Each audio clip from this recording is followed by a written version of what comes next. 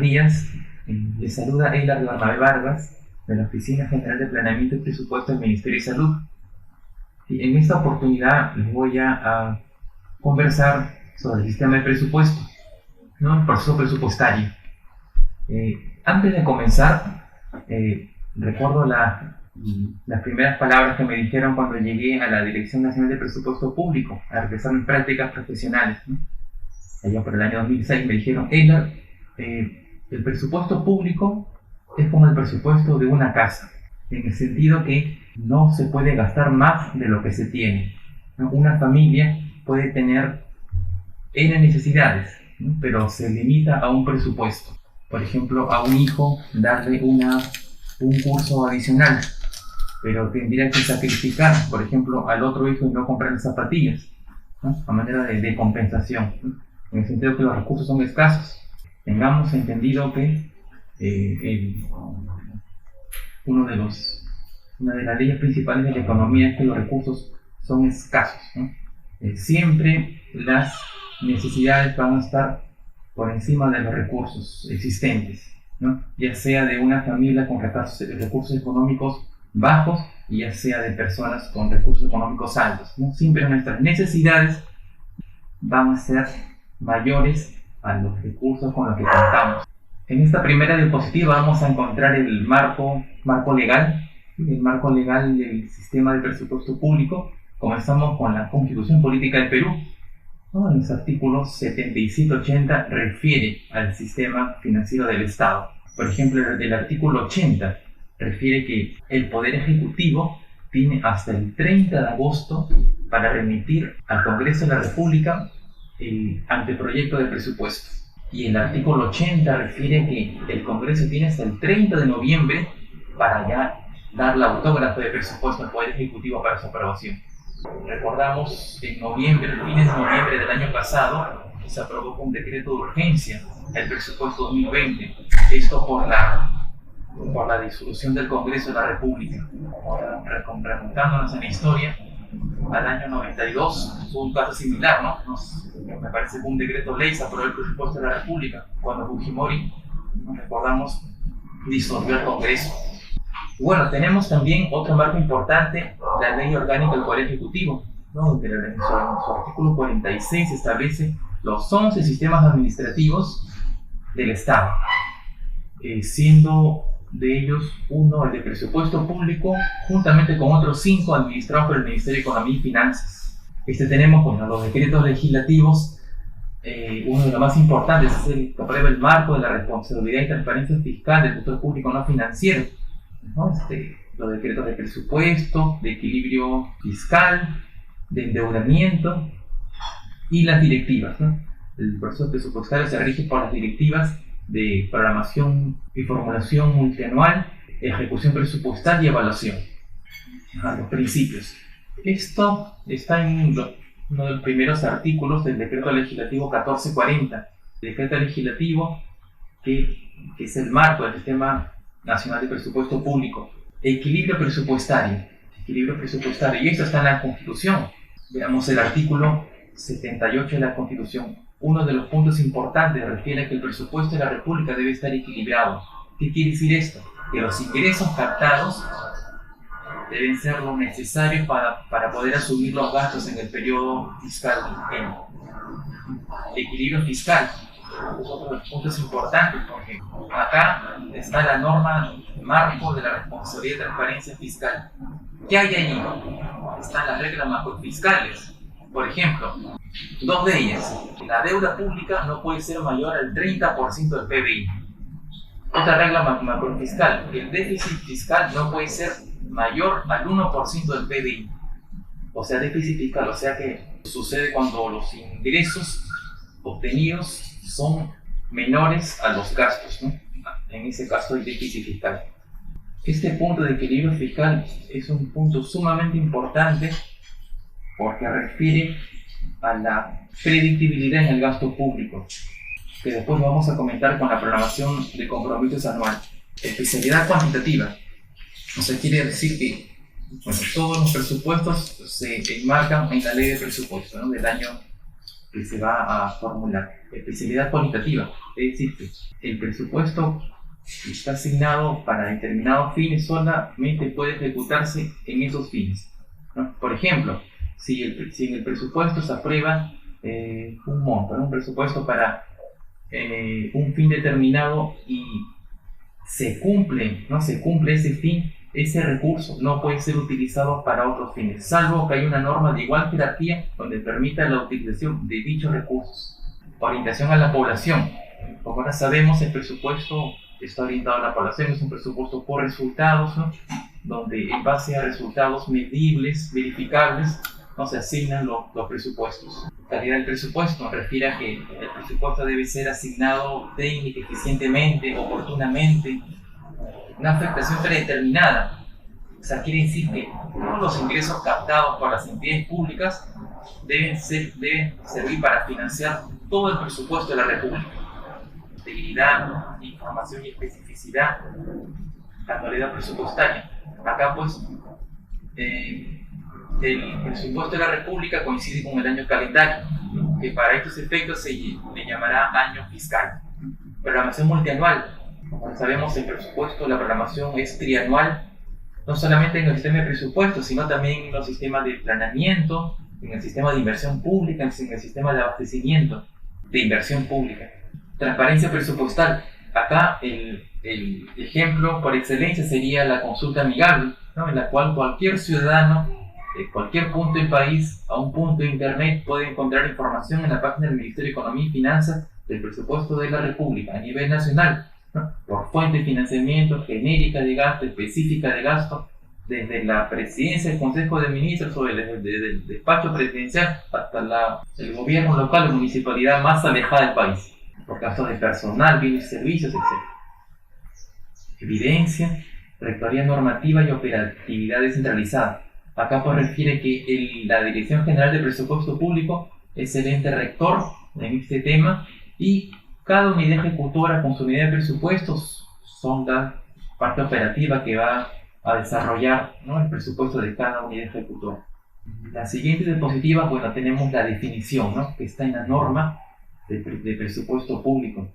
¿Qué podemos decir al respecto? Bueno, la norma nos dice la expresión cuantificada, conjunta y sistemática de los gastos a atender durante el año fiscal y refleja los ingresos que financian dichos gastos, ¿no?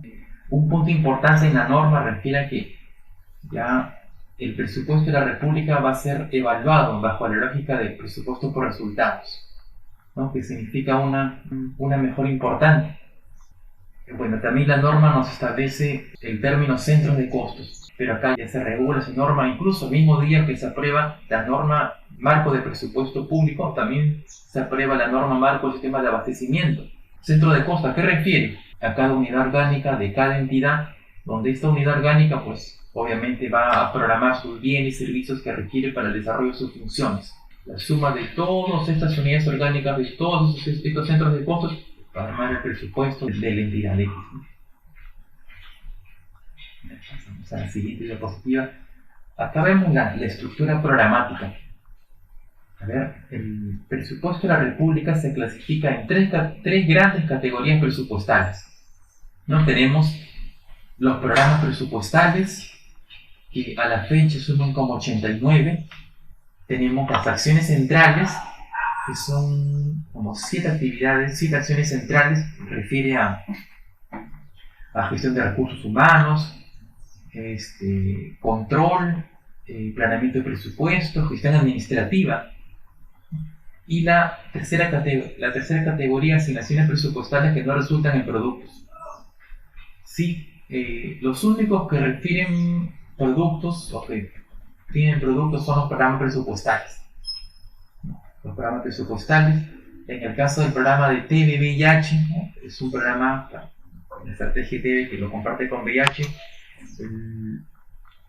La estrategia TV me parece que tiene como 12 productos, ¿no?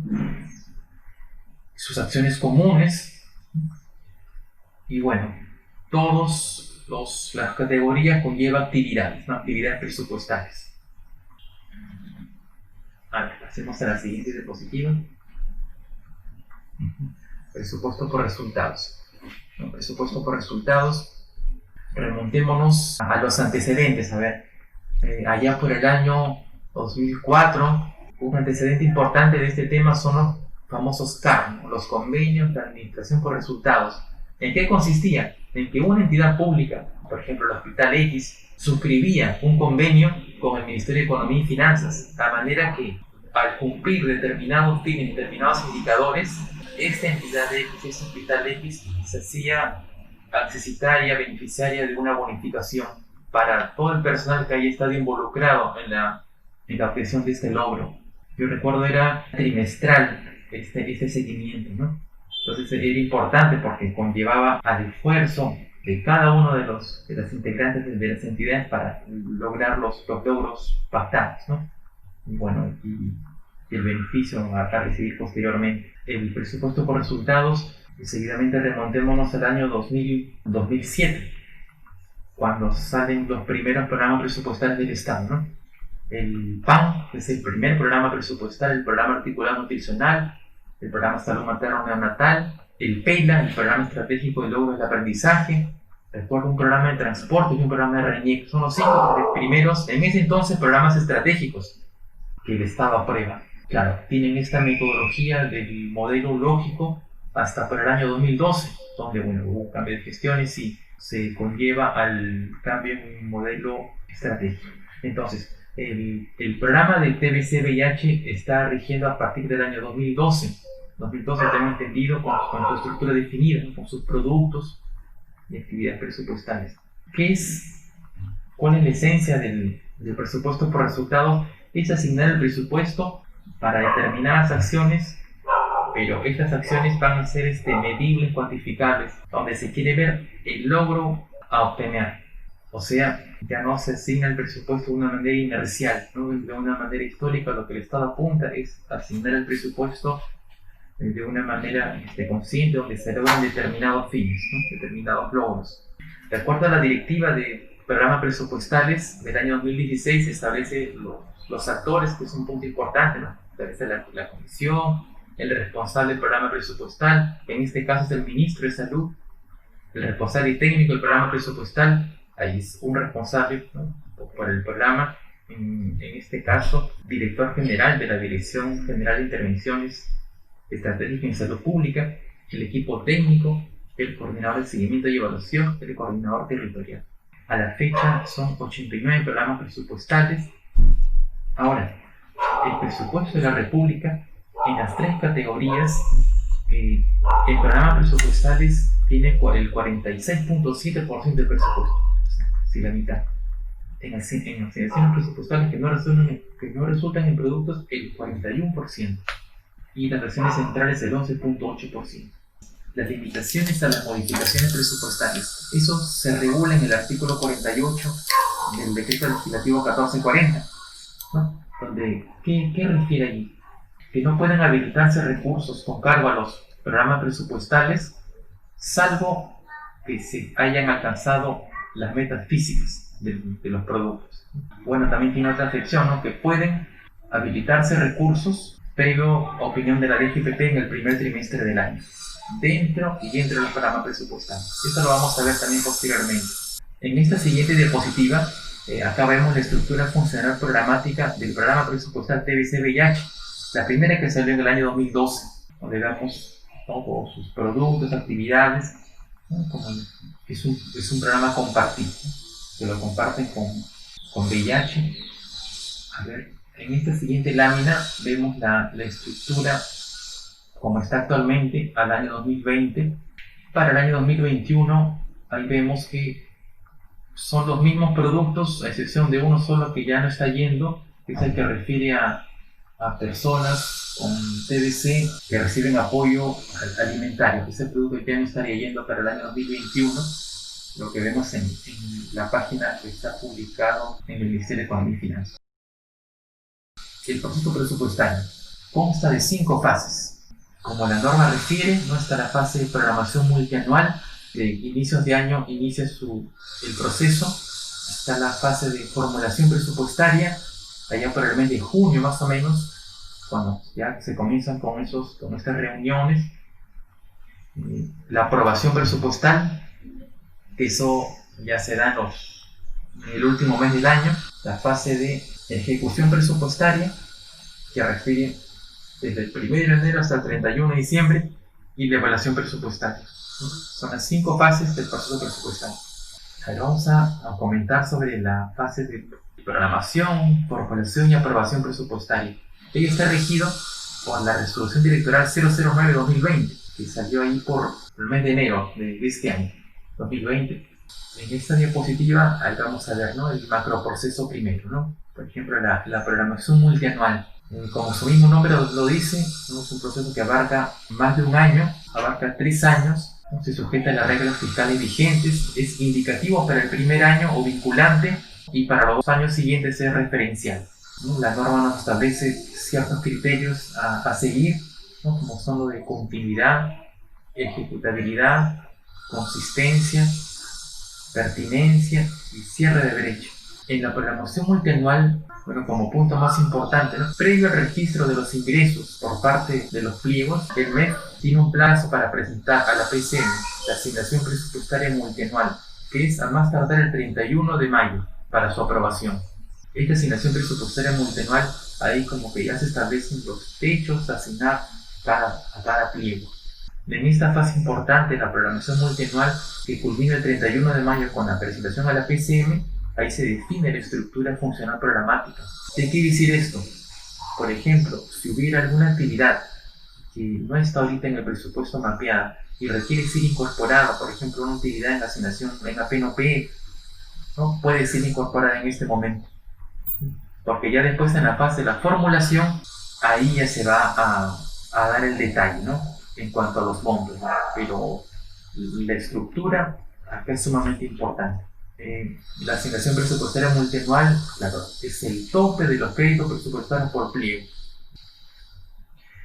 La formulación ya por aproximadamente el mes de junio, julio, donde pues ahí, de acuerdo a un cronograma que emite el Ministerio de Economía y Finanzas, se presentan todos los pliegos del gobierno nacional, regional, a sustentar ante el Ministerio de Economía el presupuesto de su entidad.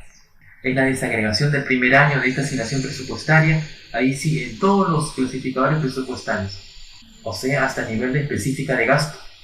¿Qué deben considerar los pliegos? La eficiencia en la provisión de los servicios y el logro de los resultados priorizados, o sus gastos de funcionamiento de carácter permanente, los bienes y servicios necesarios para el logro de los objetivos, el mantenimiento de la infraestructura y gasto de capital.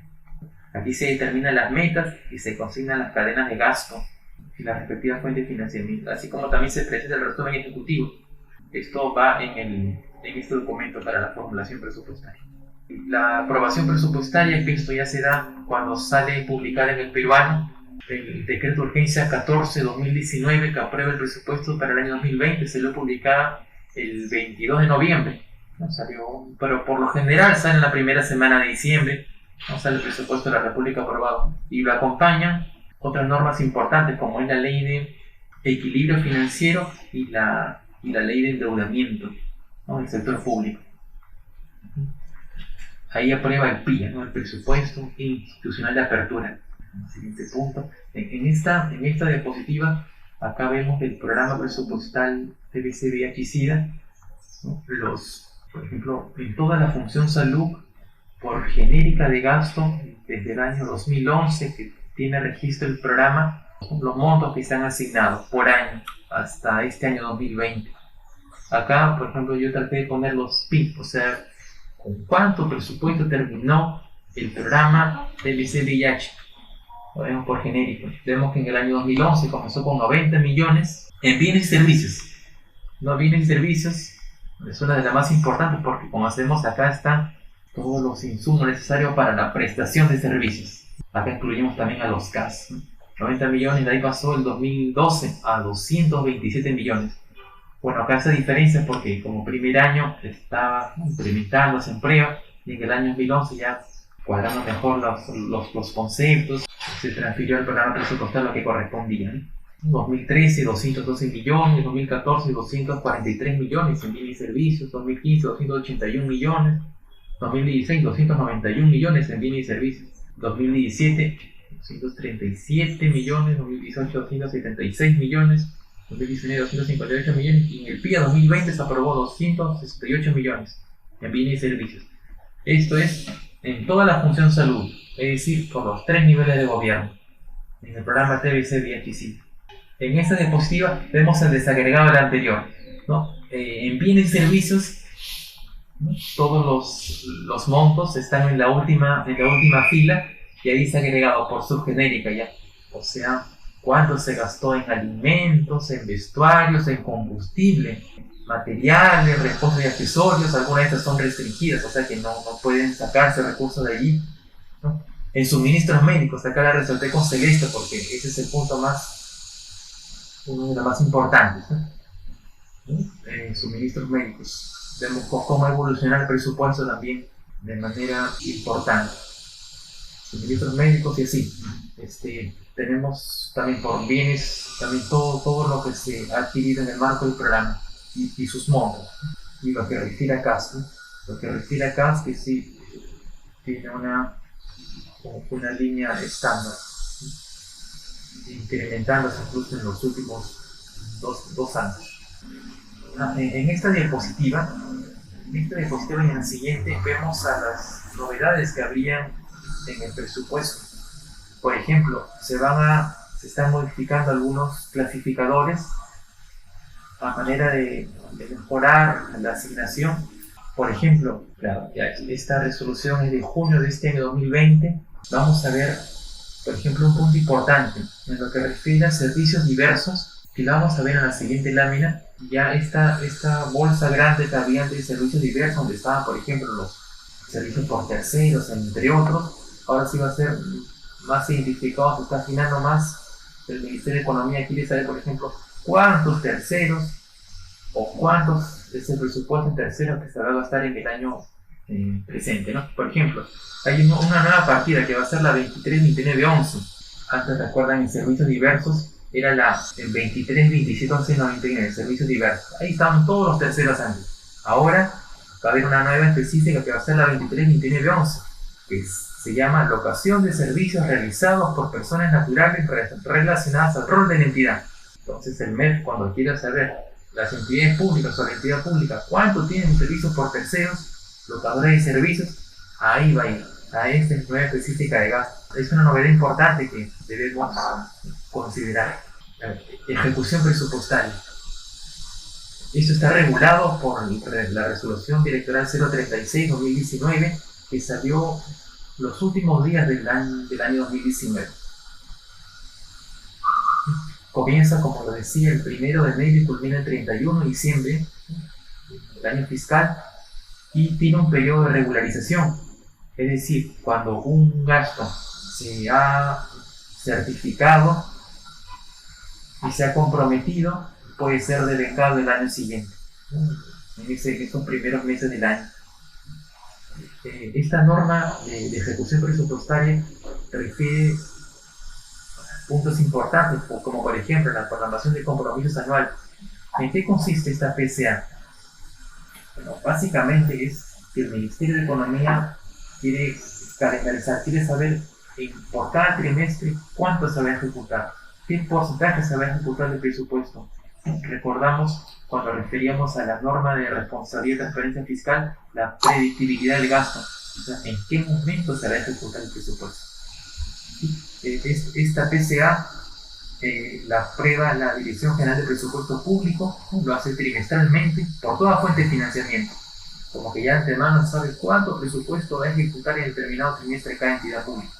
Otro punto importante que está en la norma de ejecución presupuestaria, en la directiva de ejecución, está lo que refiere a previsiones presupuestarias, donde, por ejemplo, si un gasto se va a realizar, ¿no? Se está realizando, pero por los procesos que conlleva va a tomarse hasta el siguiente año, esto se informa de manera que se pueda ejecutar en el siguiente año.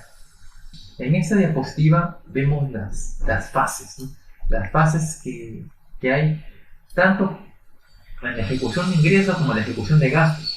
Por ejemplo, en la ejecución de ingresos, ¿qué nos dice la directiva? Que consta de tres etapas. estimación, determinación y percepción.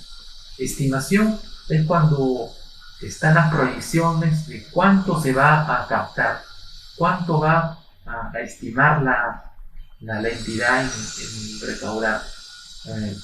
Por ejemplo, la SUNAT se proyecta N miles de millones captar para determinado periodo, ¿no? Estimación. Determinación es cuando ya se sabe concretamente el monto y la oportunidad en que se va a captar los recursos. Y la última, la percepción o recaudación, cuando ya efectivamente se recaudan los recursos. ¿No? Esta parte de ejecución de ingresos públicos está normado por la Dirección Nacional de la Dirección de Tesoro Público. ¿No? Y la parte de ejecución del gasto público. Acá constan de 4 etapas: la certificación, el compromiso, el devengado y el pago. Por ejemplo, el hospital regional desea adquirir autoclaves para el programa. Ya. Se prepara el expediente, ¿no? La OGA de la entidad emite la certificación. O sea, ¿qué quiere decir? Que la OGA de la entidad del hospital regional va a decir sí, se cuenta con N cantidad de soles para la adquisición de N autoclaves. Entonces ya como que se reserva, se separa el presupuesto para esa compra. Compromiso es cuando ya se establecen ya documentos legales, ya se emiten facturas, como que ya se perfecciona, como dice la norma, esta compra, ¿no? Ya se emiten las facturas respectivas. ¿No? O sea, dice, con cargo al crédito presupuestario por el monto total de la obligación que corresponde al año fiscal. Devengado. Acá en esta parte ya, por ejemplo, es cuando ya se está el compromiso. No se puede devengar hasta que, por ejemplo, las autoclaves entren al almacén. Una vez que ingresan al almacén, ahí ya se devengan. O sea, ya en el sistema, en el SIAP, se hace el pago, ¿no? El pago en el sistema financiero. Y la última, pago, o ya cuando ya se emite el cheque, o ya está abonado en cuenta, ¿no? Para que ya el proveedor, ¿no? Compre con el monto correspondiente. Entonces son las fases de la ejecución del gasto público. Modificaciones presupuestarias. Hay de dos tipos. Hay modificaciones presupuestarias en el nivel institucional y en el nivel funcional programático. En el nivel institucional, ahí referimos a las transferencias de partidas, ¿no? Cuando son modificaciones entre pliegos. Por ejemplo, la reserva de contingencia del Ministerio de Economía va a transferir al Ministerio de Salud N cantidad de soles, la transferencia de partidas. Y créditos suplementarios son cuando hay mayores recursos a los estipulados en la ley de presupuesto. Tenemos las modificaciones presupuestarias en el nivel funcional programático. Ahí sí refiere a todas las anulaciones y habilitaciones por las genéricas de gasto. O sea, es un movimiento interno de recursos. O sea, por ejemplo, en una genérica de gasto se proyecta un saldo. Entonces, podría habilitarse recursos a la genérica de gasto, la específica de gasto, la cual no tiene los recursos suficientes para determinadas acciones. En este diapositiva, como le mencionaba, ¿no? Las anulaciones, ¿no? O sea, si luego de haberse cumplido el fin para que estuvieron previstos, generan saldos, ¿no? Los cuales pueden servir para habilitar a otras partidas. Habilitaciones. Si las proyecciones al cierre del año fiscal muestran algún déficit respecto a las metas programadas, o si se incrementan o crean nuevas metas presupuestarias. A ver, ese tercer punto refiere a que el presupuesto, por ejemplo, que está destinado para gastos de capital, proyectos de inversión, no puede ser destinado a gasto corriente. El punto 4 refiere a las modificaciones en programas presupuestales. Limitaciones a las modificaciones en el nivel institucional. Acá la norma permite, por ejemplo, en el programa de TBC, hay un producto que es personas afectadas con TBC privadas de su libertad. Ya, pero ese producto, ¿no? Lo tiene el Ministerio de Salud, también lo tiene el INPE, Instituto Nacional Penitenciario. Tiene el mismo producto. Por ejemplo, si el INPE requiere recursos ¿no? Para este producto el Ministerio de Salud podría transferir estos recursos. ¿No? Eso es lo que se le llama las modificaciones en el nivel institucional, o sea, de pliego a pliego. Las incorporaciones de mayores ingresos, ¿no? Eso, claro, no se sujetan a los límites máximos determinados por el Ministerio de Economía, ¿no? Los saldos de balance se registran cuando se determina su cuantía, ¿no? Y los límites máximos de incorporación son establecidos mediante decreto supremo a propuesta de la Dirección General de Presupuesto Público hace 31 y publicado hasta 31 de enero de cada año. Por último, vamos a comentar sobre la evaluación presupuestaria, la fase de evaluación presupuestaria que está regida por la Resolución Directoral 030-2019, ¿no? Que también salió en el mes de diciembre del año 2019. ¿No? Acá me refiero a un punto importante de lo que son las evaluaciones independientes, donde son, bueno, la DGPP las terceriza, ¿no? Con personas naturales o jurídicas. Pueden ser desarrolladas por evaluadores internos o externos y deben estar basadas en evidencia científica. ¿Sí? Tiene como requisitos la independencia, calidad técnica, participación y pertinencia. ¿Sí? El calendario de evaluación se aprueba por la DGPP y se publica hasta el 30 de enero. ¿Sí? Las normas nos establecen los criterios de selección según orden de prioridad, relevancia de la intervención, nivel y variación de los recursos públicos, cambios en el modelo operativo de la intervención, evaluación de los indicadores, tiempo que la intervención lleva ejecutándose, evaluándose. En esta diapositiva, bueno, están los 4 tipos de evaluaciones independientes que hay. Las evaluaciones de diseño, las evaluaciones de proceso, las evaluaciones de impacto y las revisiones de gasto. La última que salió en enero de este año, todas son evaluaciones de impacto, como resultado final.